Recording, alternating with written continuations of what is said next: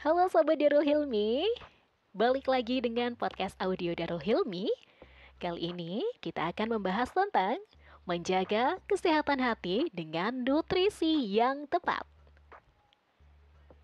Maraknya berita tentang penyakit hepatitis dan meningkatnya penderita hepatitis. Apa sih penyakit hepatitis itu? Atau peradangan hati? Nah, penyakit ini biasanya disebabkan oleh virus dan sangatlah menular. Akan tetapi, dapat juga dipicu oleh zat-zat beracun, seperti alkohol dan obat-obatan tertentu. Peradangan hati ini dapat berkembang menjadi fibrosis, jaringan parut, ataupun sirosis dan kanker hati. Menjaga kesehatan hati merupakan hal penting untuk dilakukan agar fungsi tubuh dapat berjalan secara optimal. Hati berperan dalam lebih dari 500 proses dalam tubuh. Fungsi hati antara lain untuk metabolisme karbohidrat, protein, lemak, penyimpanan dan pengaktifan vitamin dan mineral, pembentukan dan pengaturan cairan empedu, dan menghilangkan racun dalam darah. Hati yang sehat memiliki kemampuan untuk memperbarui sel-selnya yang rusak. Dengan menjaga kesehatan hati, organ ini dapat menyimpan vitamin-vitamin larut lemak seperti vitamin A, vitamin D, vitamin E, dan vitamin K. Serta mikronutrien lain yaitu vitamin B12, seng, besi, tembaga, dan mangan.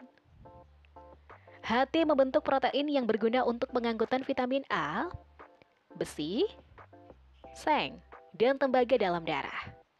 Vitamin A dan vitamin D diubah menjadi bentuk aktifnya di hati.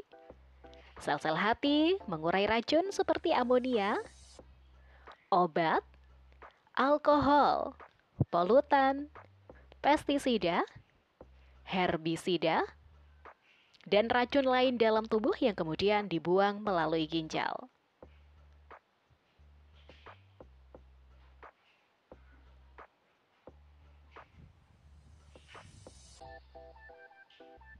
Mengetahui kebutuhan gizi untuk diet yang seimbang. Nah, untuk kebutuhan energi orang dewasa adalah sekitar 2.100 kalori untuk pria dan 1.700 kalori untuk wanita.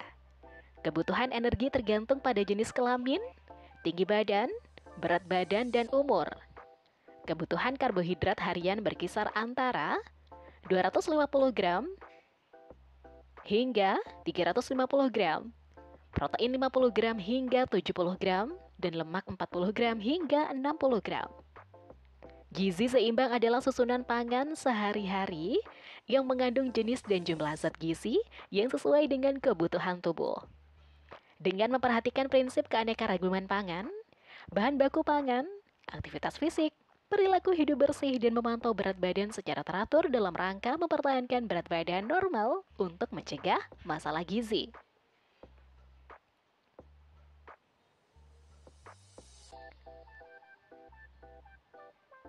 Perilaku konsumsi pangan gizi seimbang dapat terganggu oleh pola kegiatan seperti waktu kerja yang ketat, waktu di rumah yang singkat, peningkatan risiko terpapar polusi dan makanan yang tidak aman, ketersediaan berbagai makanan siap saji dan siap olah, dan ketidaktahuan tentang gizi. Selain itu, kecenderungan beraktivitas ringan atau santai juga turut berpengaruh loh dalam status gizi. Perlu diperhatikan terhadap perilaku gizi seimbang untuk mencapai pola hidup sehat, aktif, dan pastinya produktif.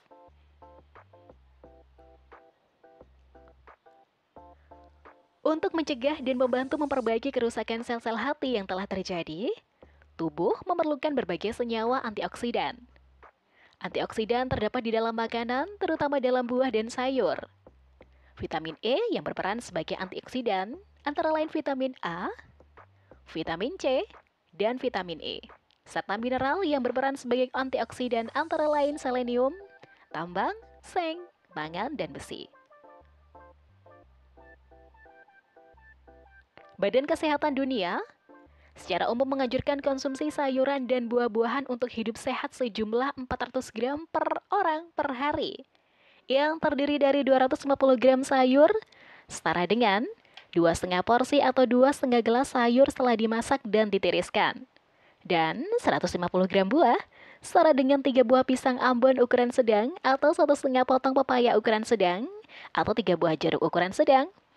Bagi orang Indonesia, dianjurkan konsumsi sayuran dan buah-buahan 300 gram hingga 400 gram per orang per hari bagi anak balita dan anak usia sekolah, dan 400 gram hingga 600 gram per orang per hari bagi remaja dan orang dewasa.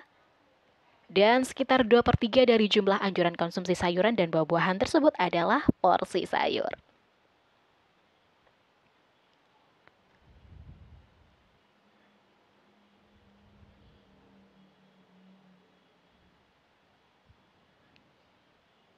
Jangan lupa, bagi sahabat, untuk selalu cuci tangan menggunakan sabun sebelum makan, dan jika perlu bawa sendok dan garpu sendiri.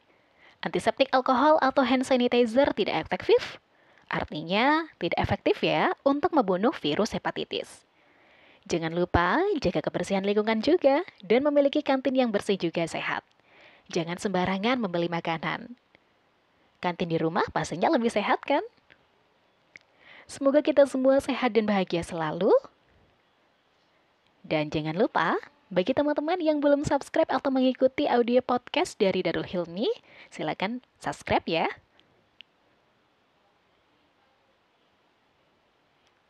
Dan selalu pantang kesehatan kita dengan tidak memakan makanan sembarangan.